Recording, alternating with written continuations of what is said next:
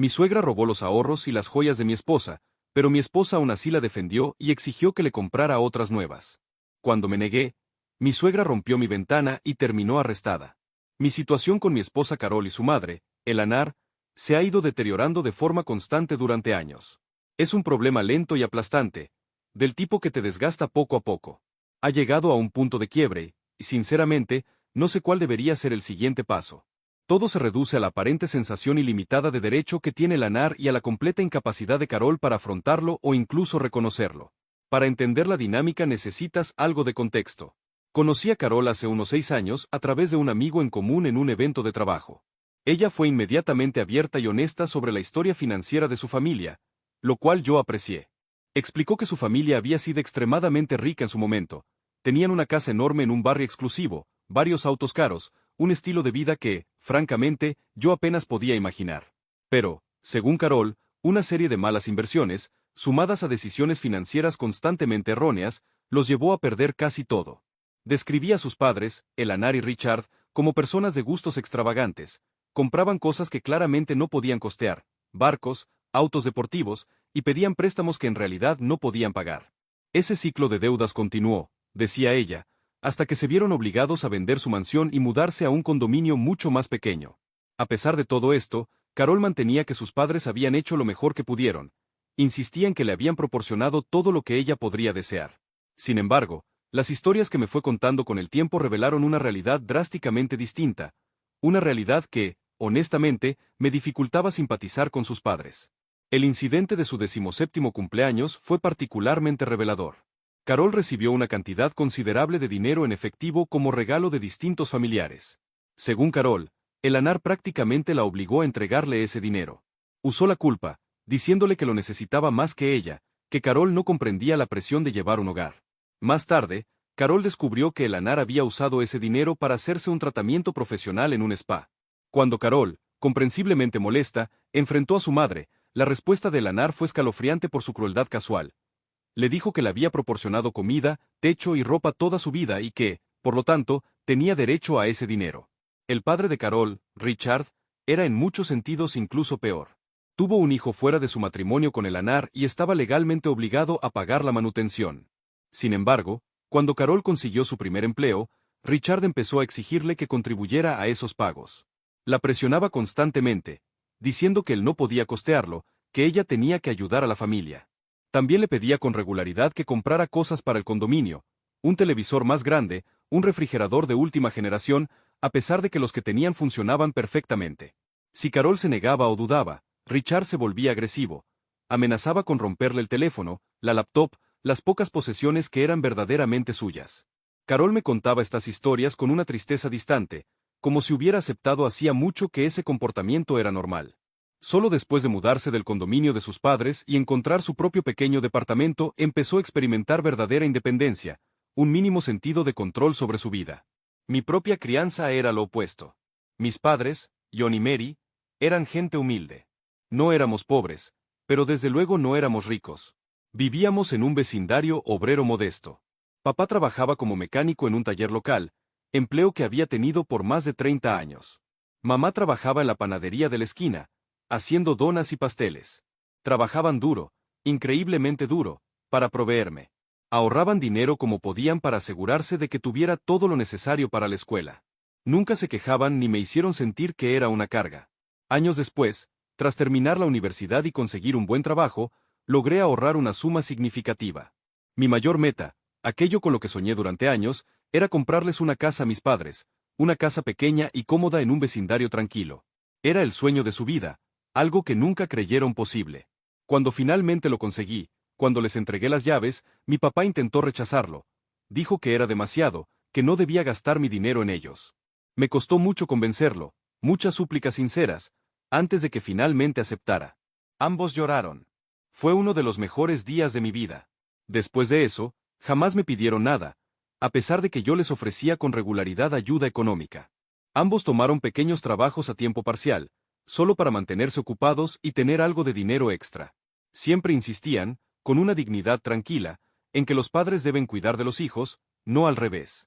Así que puedes imaginar el choque cultural que experimenté cuando conocí a los padres de Carol. Era como entrar a un mundo completamente diferente. El primer encuentro con el Anar fue desconcertante. Estábamos en un restaurante. Carol organizó una cena para que nos conociéramos. El Anar me miró de arriba abajo y la primera pregunta que salió de su boca fue: «Entonces, ¿eres adinerado?». Sin un hola ni un mucho gusto, solo una pregunta directa y brusca sobre mi situación financiera. Balbuceé algo sobre tener un trabajo estable y un ingreso decente. Después de esa reunión inicial, el Anar se propuso averiguar todo lo posible sobre mis finanzas. Hacía preguntas incisivas, siempre volviendo al tema del dinero. Quería saber sobre mis pólizas de seguro, mi portafolio de inversiones, mis ahorros para el retiro. Era increíblemente intrusiva y me hacía sentir muy incómodo. Expresé mis preocupaciones a Carol. Para ser justos, ella habló con su madre. Le pidió a Elanar que se detuviera, pero ella simplemente cambió de táctica. Empezó a hacer esas preguntas cuando Carol no estaba presente, acorralándome en reuniones familiares o llamándome directamente. Un momento particularmente memorable ocurrió cuando, de pasada, mencioné que había pagado todos mis préstamos estudiantiles. Los ojos de Elanar se iluminaron de inmediato y lanzó un monólogo sobre cómo yo debería ayudar a Carol a pagar sus deudas, que, dado que estaba en una posición tan afortunada, tenía la responsabilidad de asistirla.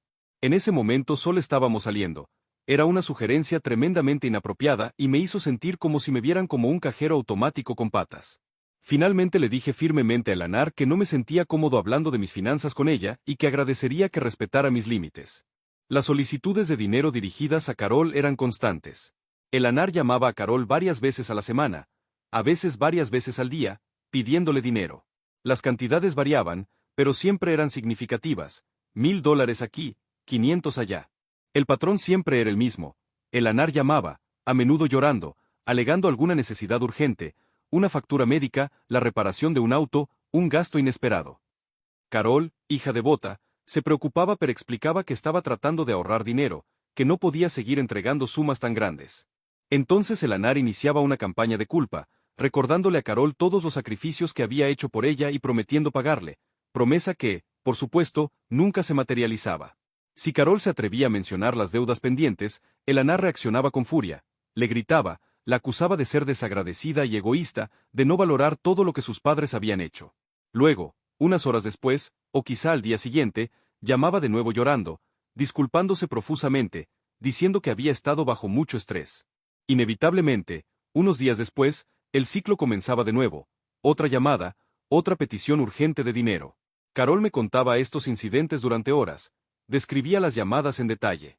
Pero, y esto era la parte increíblemente frustrante, si yo alguna vez expresaba mi acuerdo, si me atrevía a criticar el comportamiento de Elanar, Carol se volvía contra mí de inmediato. Me respondía brusca, que ella podía quejarse de su madre, pero yo no, que yo no entendía su dinámica familiar, que no sabía lo que Elanar había pasado. Era un mecanismo defensivo irritante e ilógico. Finalmente llegué a un punto en el que simplemente no podía seguir escuchándolo. Le dije a Carol, con la mayor delicadeza posible, que la amaba pero que ya no podía ser su muro de lamentaciones para esos problemas. Era demasiado agotador y estaba tensando nuestra relación. Cuando Carol y yo decidimos casarnos, el tema financiero, como era de esperar, se convirtió en un punto de fricción importante. Carol quería una boda lujosa. Acepté pagarla. Había ahorrado diligentemente y podía costearla. Pero también insistí en un acuerdo prenupcial. No se trataba de desconfianza hacia Carol, sino de pragmatismo. Había presenciado de primera mano la disfunción financiera de su familia y quería protegerme, asegurar que nuestro matrimonio empezara con una base sólida y segura. La reacción de Carol fue explosiva. Se sintió profundamente ofendida, me acusó de no confiar en ella, de ver nuestro matrimonio como una transacción comercial, amenazó con cancelar la boda por completo. Dijo que un matrimonio debía basarse en el amor y la confianza, no en documentos legales y cálculos financieros. Por supuesto, Elanar se involucró, amplificando la indignación de Carol. Me llamó para reprenderme por siquiera sugerir un prenup, diciéndome que su familia tenía honor e integridad, que no tenía nada de qué preocuparme. Fue durante esa conversación cuando finalmente perdí la paciencia. Señalé, con bastante firmeza, que Elanar tenía un largo historial de pedir dinero prestado a Carol y nunca devolverlo, que su discurso sobre el honor familiar sonaba increíblemente vacío. Tanto Carol como Elanar se enfurecieron. Carol hizo las maletas y se fue. Se mudó de nuestro departamento, diciéndome que había insultado a su familia y que no la amaba. Yo estaba devastado. Intenté explicar, una y otra vez, que mi intención no era cuestionar su lealtad ni su compromiso, sino proteger nuestros intereses mutuos para asegurarnos de entrar al matrimonio con los ojos abiertos, libres de disputas potenciales sobre bienes. Ella no quiso escuchar. Una semana después apareció en la puerta de mi casa sin previo aviso. Estaba llorando, rogándome que la perdonara. Dijo que había cometido un tremendo error. Me contó que Eleanor y Richard le habían exigido que les entregara sus cheques de salario para que ellos pudieran administrar sus finanzas de manera más efectiva. Fue entonces, dijo, cuando finalmente se dio cuenta de la magnitud de su manipulación. Aceptó el prenup, y así nos reconciliamos y los planes de boda siguieron adelante. La boda en sí fue toda una experiencia. No tuvimos más opción que invitar a Eleanor y a Richard. Era importante para Carol y yo quería hacerla feliz. Pero su presencia, y su reacción ante la magnitud del evento, marcó un punto de inflexión. Se les veía visiblemente impactados por lo grandioso que fue todo. Después de la boda, las peticiones de dinero de Eleanor, que anteriormente se dirigían sobre todo a Carol, empezaron a llegarme a mí directamente. Me llamaba, a veces varias veces por semana, pidiéndome que le comprara cosas, que cubriera gastos de servicios que usaba, citas de peluquería, tintorería, incluso la compra del supermercado. A veces simplemente pedía dinero en efectivo sin explicación. Intenté repetidamente explicarle que yo no estaba obligado a pagar esas cosas, que no era su banco personal. Pero ella persistía, usando culpa, manipulación y súplicas descaradas para desgastarme. Decía que era mayor y frágil, que no tenía nadie más a quien acudir, que como esposo de Carol tenía la responsabilidad de ayudarla. Cedí algunas veces al principio, solo para mantener la paz. Me decía a mí mismo que podía costearlo, que no valía la pena discutir. El incidente del refrigerador fue un ejemplo claro. Un día, Eleanor me llamó de la nada exigiendo que le comprara un refrigerador nuevo. El que tenía, dijo, era viejo y feo, y quería uno nuevo de acero inoxidable con todas las funciones modernas. Le señalé, razonablemente, que su refrigerador actual funcionaba perfectamente, que no había necesidad real de uno nuevo. Pregunté por qué no le pedía el dinero a Carol o a Richard. Su respuesta fue exasperante. Dijo que yo tenía un buen ingreso, que me iba bien y, por lo tanto, debía responsabilizarme de cubrir algunos de sus gastos. Me negué con firmeza. Eleanor empezó a llorar por teléfono, sollozando, diciéndome lo decepcionada que estaba conmigo, que estaba fallando en mis deberes como esposo. Luego llamó a Carol, y usando las mismas tácticas de manipulación, la convenció de que, si yo no compraba el refrigerador, Carol tendría que hacerlo. Carol, que ganaba significativamente menos que yo, tendría que sacar dinero de sus ahorros para satisfacer el capricho de su madre.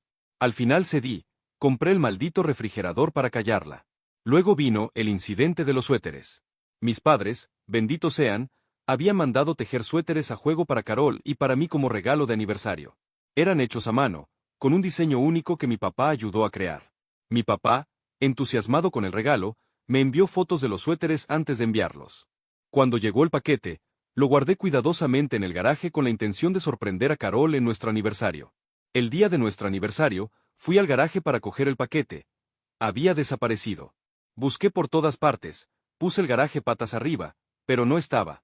Le pregunté a Carol si lo había visto, si quizá lo había tirado por accidente pensando que era publicidad. No lo había visto. El paquete simplemente se había esfumado. Era desconcertante. Un mes después, visitaba a Eleanor y Richard en su condominio y allí, colgados en su armario, estaban los suéteres personalizados que mis padres nos habían enviado con tanto cariño. Confronté a Eleanor, furioso. Primero lo negó. Luego intentó afirmar que había encontrado el paquete afuera, cerca de nuestros botes de basura. Por fin, tras interrogarla, admitió que había estado en nuestra casa husmeando en el garaje y vio el paquete. Dijo que supuso que lo había tirado, que era algo no deseado, y se lo llevó. Era una mentira descarada, un robo evidente. Yo estaba furioso. Le dije, sin rodeos, que no tenía derecho a revisar nuestras pertenencias, que nos había robado.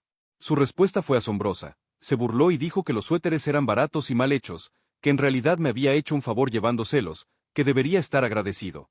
Le expliqué que eran un regalo de mis padres, que tenían valor sentimental. No importó. Simplemente no lo entendía. Recuperé los suéteres. Carol y yo nos marchamos inmediatamente.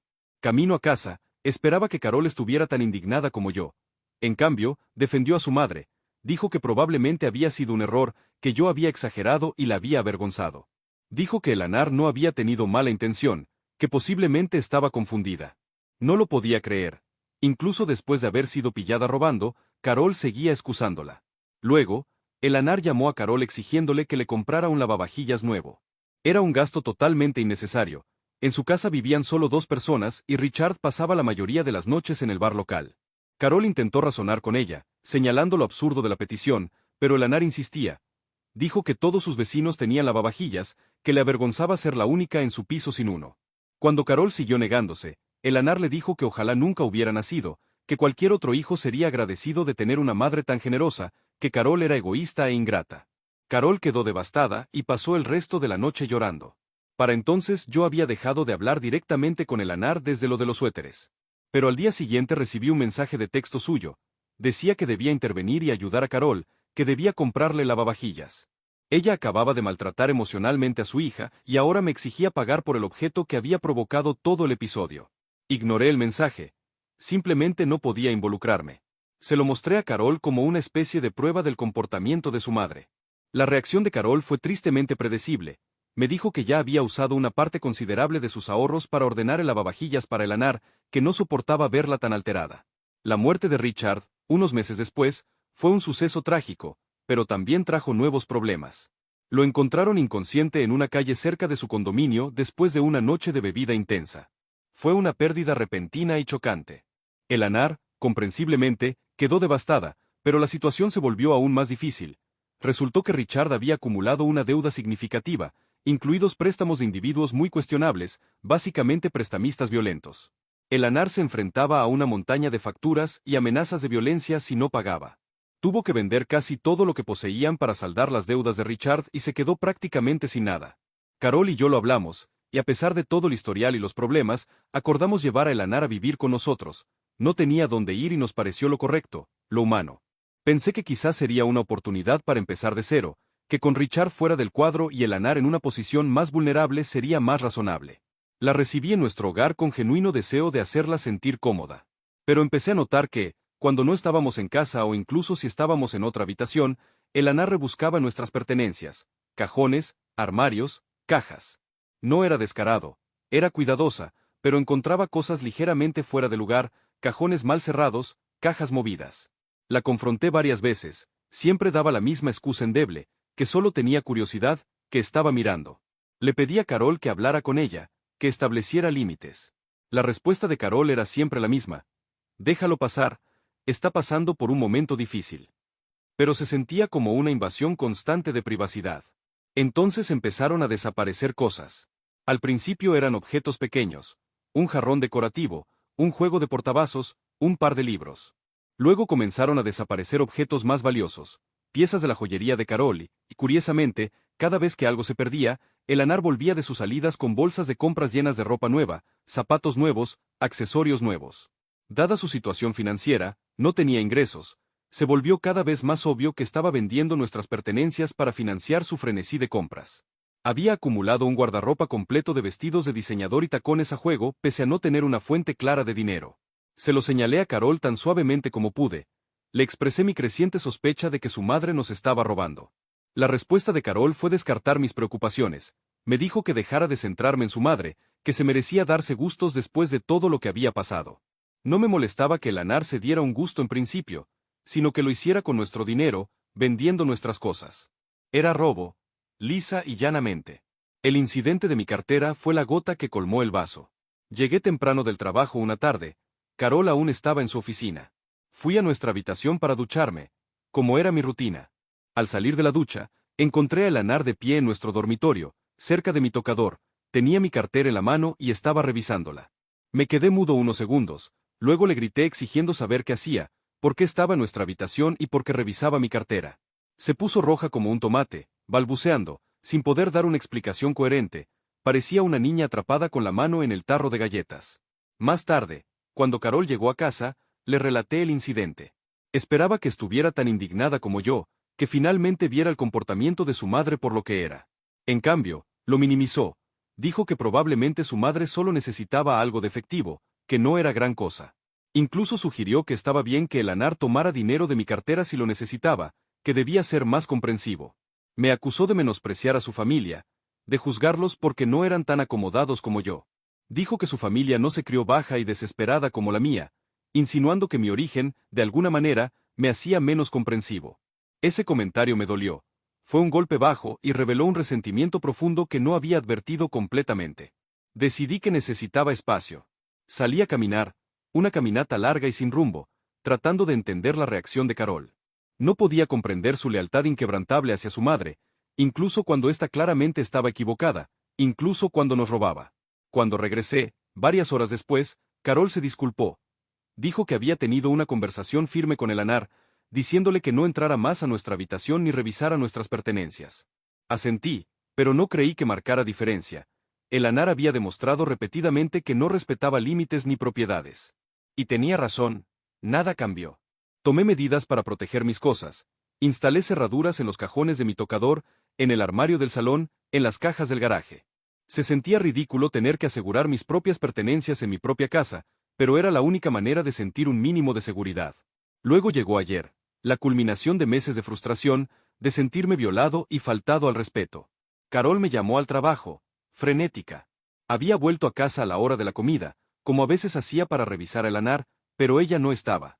No solo no estaba, sus pertenencias tampoco. Su ropa, sus cosas personales, todo había desaparecido. Carol, lógicamente, entró en pánico. Empezó a buscar por la casa, intentando averiguar qué había pasado, y fue entonces cuando hizo el descubrimiento.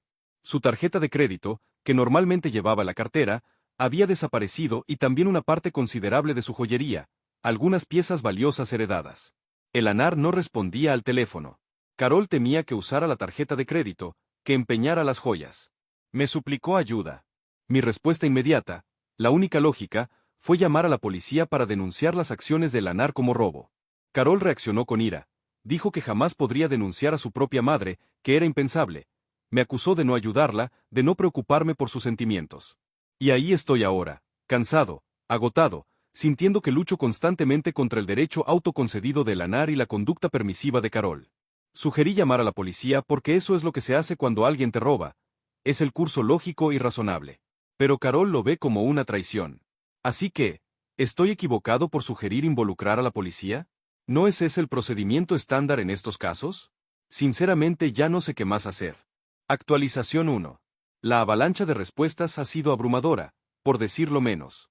Agradezco de verdad el apoyo y no esperaba que tanta gente opinara. Muchos han señalado lo problemático del comportamiento de Carol, y honestamente, yo también lo veo. La cuestión es que normalmente no tenemos problemas. Casi siempre surgen solo cuando el Anar está involucrada. Cada vez está más claro que necesito tener una conversación seria con Carol sobre esta dinámica. Mientras el Anar permanezca como presencia constante en nuestras vidas, este patrón de falta de respeto a los límites y la negativa de Carol a hacerlos cumplir continuará inevitablemente. Actualización 2. Tuve esa conversación con Carol. Incluso fui tan lejos como para mostrarle esta publicación con la esperanza de que una perspectiva externa ayudara. No salió bien. Está increíblemente molesta y afirma que los comentarios son injustos y críticos. Se puso a la defensiva y recurrió al argumento de que cualquiera ayudaría a su padre o madre sin importar las circunstancias. También dijo sentirse traicionada porque compartí un asunto tan privado en línea. Intenté explicarle que mi intención era simplemente averiguar si sugerir a la policía era lo apropiado, pero no fue receptiva. Me culpa por completo y no entiendo por qué no puede ver el papel del Anar en todo esto. Actualización 3. Ha pasado una semana y Carol por fin recibió noticias del Anar. Resulta que el Anar empeñó parte de las joyas robadas. Alega que desea independencia y que está cansada de vivir con nosotros porque se siente limitada. Carol la amenazó con involucrar a la policía si no devuelve el resto de las joyas, pero el Anar parece no importarle en absoluto. Ahora Carol me presiona para que intervenga, hable con su madre e intente razonar con ella. Le dije firmemente que me mantendré al margen. Para mi asombro, Carol ahora me culpa de la partida del Anar, alegando que la hice sentir incómoda. Sinceramente, me deja sin palabras. Actualización 4. Ha pasado un tiempo y he tomado la difícil decisión de solicitar el divorcio. Muchos probablemente anticipaban este desenlace, y admito que ojalá hubiera reconocido la necesidad antes. Tras el robo de las pertenencias de Carol por parte del Anar, Carol logró bloquear la tarjeta antes de que causara demasiado daño, pero recuperar las joyas resultó imposible. Reiteré que debíamos llamar a las autoridades, pero ella se negó rotundamente. Luego tuvo el atrevimiento de pedirme que reemplazara las joyas robadas. Su argumento era que, como el Anar las había sustraído y supuestamente yo la había hecho sentir no bienvenida, ahora me correspondía comprar unas nuevas. Todo porque se niega a llamar a la policía. Me negué de plano. Le dije que había terminado con ella, con su familia y con toda la situación tóxica. Se desató una fuerte discusión en la que hizo comentarios muy hirientes sobre mis padres. Le pedí que se fuera. Ella, visiblemente sorprendida, dijo que era injusto, pero le indiqué que hiciera las maletas, se marchó insultándome y fue a quedarse con el ANAR. Actualización 5. Desde la partida de Carol, tanto ella como el ANAR me han estado contactando sin cesar. Carol incluso llegó a llamar a mis padres. Por suerte, ellos no se parecen en nada a los suyos. Mi madre le aseguró que confiaba en mi criterio sin necesidad de conocer todos los detalles. Tener su apoyo ha sido un gran alivio. Aún no les he contado todo, pero planeo hacerlo. Hoy tengo una cita con un abogado para iniciar los trámites de divorcio. Siguiendo el consejo de algunos, ya cambié las cerraduras y he pedido cámaras de seguridad que instalaré esta semana. No sé si el ANAR o Carol intentarán algo, pero creo esencial estar preparado. Actualización 6. Han pasado 2 meses y la situación ha escalado hasta el punto de que el ANAR fue arrestada. Había comenzado a acosarme. Aparecía en mi trabajo o cuando salía con amigos. Fue muy estresante. En una ocasión me arrojó una bebida, arruinando una camisa perfectamente buena. Intenté mantener la calma, pero su comportamiento empeoró. Empezó a presentarse en mi casa y a lanzar piedras a mis ventanas. Hoy cruzó la línea. Rompió la ventana de mi dormitorio. Llamé a la policía. No tenía otra opción, simplemente no podía soportarlo más. Como era de esperar, Carol está furiosa. Sostiene que debí manejarla en privado porque su madre pasa por un periodo difícil. Me reí. Le dije que su madre merecía enfrentar las consecuencias de sus actos. Carol ahora exige que perdone a el ANAR pese al acoso, el hostigamiento y los daños a la propiedad. El perdón no es una opción. Finalmente confié toda la situación a mis padres, se sorprendieron de que no lo hubiera contado antes y apoyan totalmente mi decisión de seguir adelante con el divorcio. Les pedí estar atentos, aunque no creo que Carol o el ANAR apunten a su casa, dada la distancia. Carol terminó pagando la fianza de su madre. Le informé, sin rodeos, que era responsable de cubrir la reparación de la ventana o emprendería acciones legales. Finalmente, Carol y el ANAR aceptaron y pagaron los daños. Actualización final. El divorcio se ha finalizado. Oficialmente se terminó y se siente increíblemente liberador, como si me hubieran quitado un enorme peso y por fin pudiera respirar libremente. Mi ahora ex esposa intentó conseguir manutención conyugal y apropiarse de mis bienes, pero el acuerdo prenupcial cumplió su función, me protegió. Insistió, suplicó, pero sus esfuerzos fueron inútiles. A cualquiera que esté pensando en casarse, le insta encarecidamente a considerar un acuerdo prenupcial. Puede ser una conversación incómoda, pero es absolutamente esencial, se trata de previsión y preparación. Y con eso, este capítulo de mi vida se cierra.